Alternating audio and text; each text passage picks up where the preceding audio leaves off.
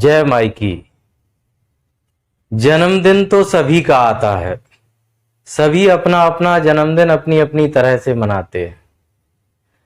पर क्या आपको पता है कि हमारे गौरवशाली भारतवर्ष की जन्मदिन की क्या परंपराएं हैं?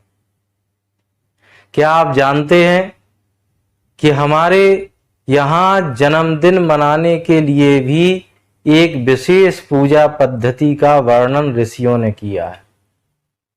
उन्होंने बताया है कि आप किन किन देवताओं की किस किस तरह से पूजा करते हैं, उनका आशीर्वाद ग्रहण करते हैं, तो वर्ष भर आपको आरोग्यता और आयु संतुष्टि प्राप्त होती है। वर्ष भर आप निरोगी रहते हैं, आपको कोई रोग नहीं होता, आपकी आयु बढ़ती है, विद्या बढ़ती है, यश बढ़ता है, ये सब कुछ आपको प्राप्त होता है अगर आप उन निर्धारित देवताओं का आशीर्वाद अपने जन्मदिन के दिन ग्रहण कर लेते। और इस पूजा को उन्होंने जो नाम दिया है उसको कहा जाता है वर्धापन पूजा। इसमें विशेष देवताओं की पूजाएं की जाती हैं और खासकर अष्ट चिरजीवियों की पूजा की जाती है। प्रायः आपने 7 चिरजीवियों के बारे में सुना होगा जो आज भी इस मृत्यु लोक में भी हैं और कभी कभी भक्तों को दर्शन भी देते हैं। किंतु ये मार्कंडेय मिलाकर के 8 चिरजीवी बताए गए और इनकी पूजा भी इस पूजा विधि में विधिवत की जाती है। तो आइए आज इसी पर थोड़ी सी चर्चा आपके सामने रखते। सर्वप्रथम जिस दिन हमारा जन्मदिन होता है उस दिन हमें प्रातः उठ करके, प्रातः काल उठ करके और शौच इत्यादि से निवृत्त होकर के जो स्नान करना है वो एक विशेष स्नान करना है। आपको तिल, चावल और गंगा जल, तिल और चावल का चूर्ण बना लें और उसको गंगा जल के साथ मिला करके उससे आपको स्नान करना। यदि बालक छोटा है तो उसके माता पिता को भी ये पूजा साथ में करनी है, करवानी है और उन्हें भी इस तरह से प्रातःकाल उठ करके स्नान करना चाहिए। फिर एक काष्ठ की चौकी पर आपको देवताओं की स्थापना करनी है, एक मंडल बनाना है जिसमें 21 देवताओं को आपको स्थापित करना है और ये चौकी भी यज्ञीय काष्ठ की होना चाहिए, अर्थात जिस काष्ठ का उपयोग हवन करने में उपयोग किया जाता है, जो हवन के लिए उपयोगी काष्ठ है, लकड़ी है, उसी की इस चौकी का निर्माण होना चाहिए उसी से और उसी पर ही देवताओं की पूजा करना चाहिए। फिर आपको दीपक प्रज्वलित करना है। देवता के दाहिनी ओर घी का दीपक प्रज्वलित करना है और बाईं ओर तेल का दीपक प्रज्वलित करना है। इस तरह से 2 दीपकों को विधिवत प्रज्वलित करने के उपरांत आपको आचमन करना है, आचमन शुद्धि करनी है, पवित्री धारण करना है, भूमि का शोधन करना है, आसन शुद्धि करनी है। ये सभी प्राय छोटे छोटे से मंत्र हैं जो आचार्य के गुरु के द्वारा करवाए जाते हैं, तो उन सभी को आपको विधिवत करना है। यहां ध्यान ये भी रखना है कि यदि आप किसी ऐसी विषम परिस्थिति में हैं कि जहां आपके पास ना आपके आचार्य उपलब्ध हैं ना गुरु उपलब्ध है, तो ऐसी स्थिति में क्या आप वर्धापन पूजा कर सकते हैं? हाँ, कर सकते हैं। ऐसी स्थिति में आप प्रतिनिधि के रूप में अपने आचार्य जी को नियुक्त कर सकते हैं, अपने गुरु जी से प्रार्थना कर सकते हैं कि वो आपके लिए ये पूजा विधिवत संपादित करें, आपके प्रतिनिधि स्वरूप होकर के। तो इस तरह से भी आप इस पूजा को करवा सकते हैं, किंतु केवल सुयोग्य आचार और गुरु के माध्यम से ही इस पूजा को कराया जाना चाहिए, क्योंकि यह पूजा विशेष है और विशेष फल को देने वाली है। तो इस प्रकार से चौकी पर आपको 21 देवी देवताओं को स्थापित करना है। वो देवी देवता कौन से हैं, इनकी चर्चा आगे करेंगे। और स्थापित करके विधिवत आपको संकल्प करना। तो संकल्प में ग्रह नक्षत्रों का, तिथि का, योग वार, कर्ण योग सभी का आपको विधिवत उच्चारण करना है। ग्रहों की दशाएं क्या है, ये संकल्प में आपको विधिवत उच्चारित करना है। सूर्य किस राशि में है, चंद्रमा किस राशि में है, देवगुरु किस राशि में भ्रमण कर रहे हैं, इस सभी का विधिवत उच्चारण करते हुए आपको अंत में संकल्प में बोलना है कि दीर्घमायु श्री तेजो वृद्धि द्वारा श्री जगदीश्वर प्रीत्यर्थम मध्य दिने वर्धापनाख्यम कर्म करिष्ये। इस तरह से आपको संकल्प करना है। और संकल्प करने के उपरांत आपको गणपति का, गौरी का पूजन करना है और फिर स्थापित देवताओं का भी पूजन करना है। इन स्थापित देवताओं में हैं गणपति, कुलदेवी, प्रजापति, विष्णु, महेश्वर, इष्ट देवी, सूर्य, जन्मर्छ, षष्ठी देवी, मार्कंडे, अश्वत्थामा, बलि, व्यास, विभीषण, कृपाचार्य, परशुराम, बलभद्र, हनुमान, स्थान देवता, वास्तु देवता और क्षेत्रपाल। ये 21 देवी देवताओं का आपको विधिवत ध्यान करते हुए उनकी विधिवत पूजा करनी है। इतना करने के उपरांत आपको षष्ठी देवी के लिए विशेष नैवेद्य प्रसाद अर्पण करना है। और वह विशेष नैवेद्य जो इनका बताया गया है वो दही और भात का बताया गया है। इस नैवेद्य को आपको विधिवत षष्ठी देवी का ध्यान करते हुए, उनसे प्रार्थना करते हुए उन्हें निवेदन करना है। और फिर जो 21 देवता हैं उन सभी को खीर का बलिदान करना है। ये खीर का बलिदान भी विशेष प्रक्रिया के द्वारा किया जाता है, जो आपको आचार्य और गुरु के द्वारा ही करवाया जाएगा। फिर जब ये सारी पूजा विधिवत संपन्न हो जाती है 21 देवताओं की, तो आपको नवग्रहों से संबंधित दान भी करने हैं। और यदि बालक छोटा है तो माता पिता को बालक के हाथों से नवग्रहों से संबंधित दान संपन्न कराना चाहिए।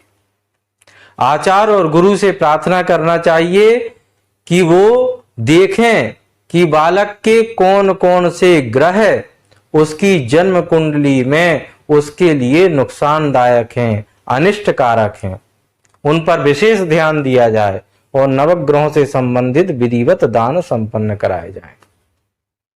जब विधिवत संकल्प पूर्वक आप नवग्रहों के दान संपन्न कर देते हैं तो फिर आपको तिल, गुड़ और दूध इन सभी को मिला करके आचार्य के द्वारा, माता पिता के द्वारा, गुरु के द्वारा बालक को पिलाना होता है और उसके लिए दीर्घायु की, आरोग्यता की प्रार्थना करना होती है। और ये दूध, गुड़, ये सब जो मिला हुआ सामग्री है तिल सहित, ये सबको आप जब प्रार्थना पूर्वक बालक को पिलाते हैं तो वर्ष भर उसे आरोग्यता प्राप्त होती है, निरोगी जीवन मिलता है उसे, उसकी बुद्धि प्रबल होती है, कुशाग्र बुद्धि हो जाता है। उसके ग्रह नक्षत्रों के विपरीत प्रभाव उसके जीवन पर नहीं पड़ते और आयु तो बढ़ती ही है। तो इस सभी को आपको मिला करके बालक को पिलाना है। आशीर्वाद गुरु का सर्वप्रथम ग्रहण करना है, फिर आचार्य का ग्रहण करना है, माता पिता का ग्रहण करना है और जितने भी पूज्य व्यक्ति पूजा के समय उपलब्ध हैं उन सभी का बालक को आशीर्वाद दिलवाना है।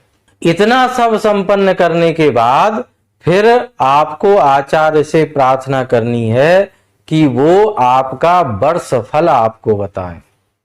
पूरे वर्ष आपको किस तरह से ग्रहों के द्वारा अच्छे परिणाम आपके जीवन में आने वाले हैं, आपको किन किन सावधानियों से गुजरना है, आपको क्या क्या वर्ष पर्यंत करना है और क्या क्या नहीं करना है, क्या क्या आपके लिए शुभ कारक है, ये सब आपको आचार्य के द्वारा वर्ष पर्यंत का पूरा विवरण बताया जाता है। और जब वर्षफल आप श्रवण कर लेते हैं, सुन लेते हैं, समझ लेते हैं, तो फिर जो 21 देवताओं की आपने पूजा की हुई है विधिवत, उन सभी को 28 आहुतियां आपको हवन के रूप में देना होती हैं। आपको विधिवत हवन भी संपादित करना होता है। सभी देवताओं को, अष्ट चिरजीवियों को 28 आहुतियां आपको देना होती हैं और उनसे प्रार्थना करना होती है कि वो आपके जीवन में सभी प्रकार की शुभता, शुभ परिणाम लाएं, आपको आशीर्वाद दें। विधिवत इस तरह से आहुतियां संपन्न करने के बाद आपको वस्त्र और दक्षिणा का दान आचार्य को गुरु के चरणों में करना चाहिए। विधिवत उनको जो भी आपको श्रद्धा सामर्थ्य भगवती ने दिया हुआ है, उसके अनुसार आपको अपने गुरु के चरणों में, अपने आचार्य के चरणों में विधिवत दक्षिणा और वस्त्रों का दान करना चाहिए। फिर अंत में ब्राह्मणों को, आचार्य को, गुरु को विधिवत भोजन कराना चाहिए। जितना भी आपका श्रद्धा सामर्थ्य है उसके अनुसार अच्छे से अच्छा आपको ब्राह्मणों को भोजन कराने का नियम है। इसको आपको विधिवत संपन्न करना चाहिए। ब्राह्मणों की पूजा करके उनको भोजन कराएं और उन्हें जितनी भी दक्षिणा दे सकते हैं वो दे करके संतुष्ट करें। इस प्रकार से इस पूरी पूजा का विधिवत आयोजन करने के उपरांत देवताओं का विसर्जन करें और उनसे प्रार्थना करें कि आपने इतनी बड़ी कृपा हमारे ऊपर की कि हमारे द्वारा यह शुभ पुण्य काम संपादित हुआ, आगे भी इसी तरह से आप हमारे ऊपर कृपा करते रहें। अब यह भी समझ लेते हैं कि आपको जन्मदिन के दिन क्या क्या नहीं करना चाहिए। यह भी बहुत विशेष है। कुछ बातें ऐसी हैं जो जन्मदिन के दिन वर्जित की गई हैं, वो कार्य आपको नहीं करने चाहिए। जैसे आपको बाल नहीं कटवाने चाहिए। जन्मदिन जिस दिन है उस दिन आपको बाल नहीं कटवाने चाहिए, नाखून नहीं काटने चाहिए, मैथुन में संलग्न नहीं होना चाहिए, स्त्री का संग नहीं करना चाहिए। और यदि किसी के यहां अशौच है, कोई दिवंगत हो गया है, उसके यहां अशौच का वातावरण है, तो उस दिन उसके यहां भी नहीं जाना चाहिए। मांस का भक्षण नहीं करना चाहिए और कलह नहीं करना चाहिए और अंत में हिंसा नहीं करना चाहिए। बड़े आश्चर्य की बात है, हमारी जो गौरवशाली परंपरा है उसमें ये स्पष्ट बताया गया है कि जिस दिन आपका जन्म दिवस है उस दिन आपको हिंसा और कलह से दूर ही रहना है। लेकिन गुलामी की जंजीरें, पराधीनता की जंजीरें आज भी हमारे समाज को इतना जोर से जकड़े हुए हैं कि आज के समय के जो बड़े और प्रबुद्ध कहे जाने वाले लोग हैं वो भी अपना जन्मदिन केक को काट करके मनाते हैं। काटना एक प्रकार की हिंसा ही तो है और हिंसा को वर्जित किया गया है। हिंसा नहीं करनी चाहिए। जो लोग केक काट करके जन्मदिन की परंपरा जिनके यहां है, उनके यहां तो दुर्भाग्य से उनके पास केवल वो कड़वा केक ही है खाने के लिए। आपकी गौरवशाली परंपरा में तो अनेकों प्रकार के मिष्ठान्न परमात्मा ने आपको दिए हुए हैं। रसगुल्ला, लड्डू, बर्फी, बालूशाही, इमरती और जाने क्या क्या सैकड़ों हजारों प्रकार के मिष्ठान इस गौरवशाली परंपरा ने आपको दिए हुए हैं। फिर भी क्या आवश्यकता है कि आप उस कड़वे केक को काट करके हिंसा का प्रदर्शन करते हुए अपने जन्मदिन को संपादित करें और अपनी आयु को भी छोटा करें।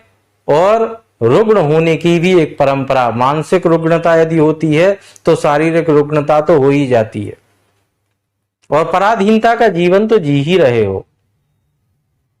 हमारी गौरवशाली परंपरा का त्याग करके आप जिस परंपरा को अपनाते हो वो पराधीनता की परंपरा है।